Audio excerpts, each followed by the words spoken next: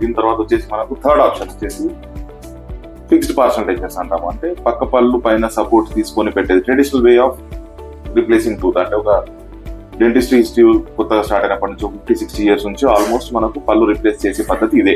అంటే ముందు వెనుక పళ్ళు పైన సపోర్ట్ తీసుకొని వాటిని కొంచెం చెక్కుతాం అనమాట. పళ్ళుని కొంచెం ఒక ఎనామిల్ లేయర్ అనేది కంప్లీట్ గా తీసేసి దానిపైన పక్క పళ్ళు సపోర్ట్ తీసుకొని మనం ఈ పళ్ళని రిప్లేస్ చేయడం అనేది చేయబడుతుంది అనమాట. ఇది దీంట్లో వచ్చేసి మనకు డిసడ్వాంటేజ్ ఏంటంటే హెల్తీ టూత్ ని కటింగ్ చేయాల్సి వస్తుంది.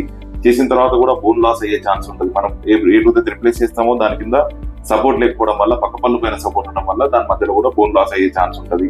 అండ్ దీనికి లైఫ్ స్పాన్ ఉంటుంది. మనకు 100% గా లైఫ్ లాంగ్ ఉండిపోతుంది అని చెప్పడానికి ఉండదు.